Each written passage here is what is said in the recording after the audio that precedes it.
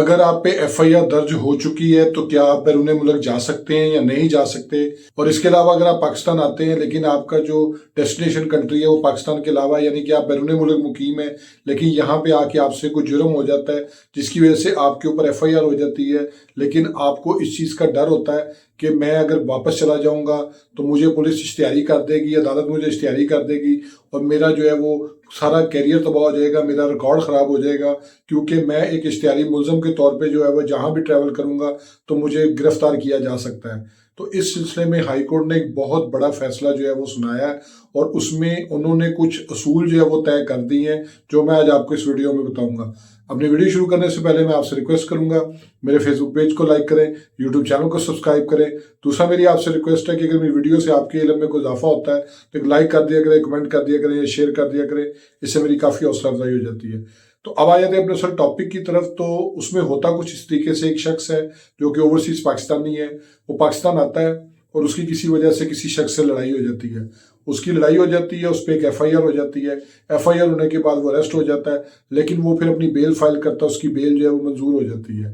اب جب وہ بیل منظور ہو جاتی ہے تو اس کا چونکہ اسٹے جو تھا وہ پاکستان میں بڑا لمیٹڈ تھا، وہ 20-25 دنوں کے لیے پاکستان آیا تھا، لیکن اب اس نے واپس جانا تھا۔ جیسے وہ واپس جانے کے لیے تیاری کر رہا ہوتا ہے تو اس کو یہ پتا چلتا ہے کہ جی پولیس نے جو میرا چلان ہے وہ عدالت میں جمع کروا دی ہے۔ اب جیسے وہ چلان عدالت میں جمع ہوتا ہے تو اس کی طرف سے ایک درخواست جاتی ہے عدالت کو کہ جی میں روزگار کے سلسلے میں باہر جانا چاہتا ہوں، میں باہر مقیم ہوں، لیکن مجھے جو ہے وہ ادھر سے ایگزمپشنز چاہیے،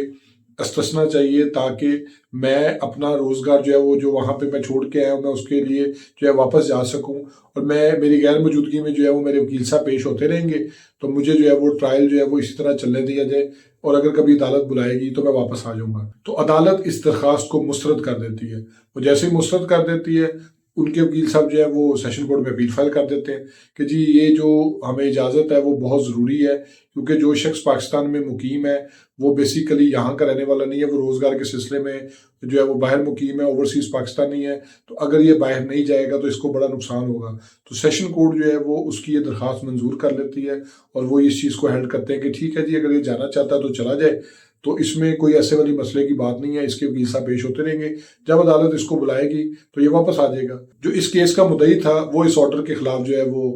چلا جاتا اوپر ہائی کورٹ میں، چیلنج کر دیتا اس آرڈر کو۔ جیسے وہ ہائی کورٹ جاتا ہے تو ہائی کورٹ نے جو ہے وہ سارے معاملے کو جب دیکھا سنا تو انہوں نے کچھ پرنسپل جو ہے وہ طے کر دیے۔ اس میں انہوں نے نمبر 1 پہ جو چیز ہیلڈ کی وہ یہ ہے کہ جتنے بھی لوگ بیرون ملک پاکستانی ہیں وہ گئے ہوئے ہیں یا وہ ایون پاکستان میں مقیم ہے لیکن وہ FIR ہونے کے بعد جو ہے وہ جانا چاہتے ہیں باہر، تو ان کے لیے جو ہے وہ کسی قسم کی رکاوٹ نہیں ہوگی۔ اور اس وجہ سے کیونکہ جو سپریم کورٹ کے مختلف چیزوں کو لے کے ڈیفینیشن ہے، جس میں ایک انہوں نے روزگار کے سلسلے کو بھی ایڈمٹ کر لیا اس چیز کو کہ ہاں جی اس کی جینون نیڈ ہے اور وہ incapable of appearing before the court کی ڈیفینیشن میں آتا ہے کہ اس کے حالات کچھ اس طرح کے ہیں کہ وہ کسی بھی وجہ سے عدالت میں پیش نہیں ہو سکتا۔ اور اس میں یہ جو ایک یہ والی وجہ ہے کہ وہ بوڑھا ہے، بیمار ہے، عورت ہے، سکھ ہے، فب ہے، کچھ بھی اسی کے حوالے سے جو کنڈیشنز پہلے چلتی تھی اس میں یہ کنڈیشن بھی جو ہے وہ ایکولی جو ہے وہ برابر ویٹیج کے ساتھ سمجھی جائے گی کہ وہ شخص جو ہے وہ پاکستان سے باہر روزگار کے سلسلے میں جانا چاہتا ہے۔ تو اس میں جو عدالت نے مزید 2-3 چیزیں کی وہ یہ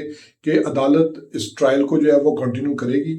اور ٹرائل جب کنٹینیو ہو رہا ہوگا تو اس میں کسی اسٹیج کے اوپر اگر عدالت کو لگتا ہے کہ وہ شخص کی جو حاضری ہے ملزم کی وہ ضروری ہے تو وہ اس کو جو ہے وہ پاکستان واپس بلا سکتی ہے، اس کا آرڈر کر سکتی ہے۔ پھر اس کے علاوہ انہوں نے ایک اور چیز جو ہے وہ بیچ میں ایکسیپٹ کر لی ہوئی ہے کہ اگر وہ اس کے باوجود بھی ملزم جو ہے وہ فیس نہیں کر سکتا ٹرائل، کسی وجہ سے وہ پاکستان نہیں آ سکتا، تو وہ جو متعلقہ ہائی کمیشن ہے یا پاکستان کی جو ایمبیسی ہے اس کے اندر جا کے وہ اپنی اٹینڈنس لگوا کے ویڈیو لنک کے ذریعے جو ہے وہ آ سکتا ہے، یا ایون ادروائز چونکہ ایک ویڈیو لنک کا جو پروسیجر ہے وہ عدالتوں میں اب پریکٹیکل ہو چکا ہوا ہے، تو اس میں انہوں نے اس کو اجازت دے دی اس چیز کی کہ وہ ویڈیو کال کے ذریعے بھی جو ہے وہ ویڈیو لنک کے ذریعے بھی جو ہے وہ اپنی حاضری بیچ میں انشور کروا سکتا تاکہ وہ ٹرائل کو فیس کر سکے۔ پھر تیسرے نمبر پہ انہوں نے ایک چیز بڑی اور امپورٹنٹ کہی انہوں نے، وہ یہ ہے کہ ٹھیک ہے وہ اگر باہر چلا گیا ہے اس کو استثنا بھی ہے، سب کچھ ہے، لیکن اس کا جو واپس آنا ہے وہ صرف اس صورت میں ہوگا اگر عدالت کو کسی اسٹیج پہ یہ لگتا ہے کہ اس کی جو سزا ہے وہ یقینی ہے، اس کو جو ہے وہ کنوکٹ کیا جانا ہے،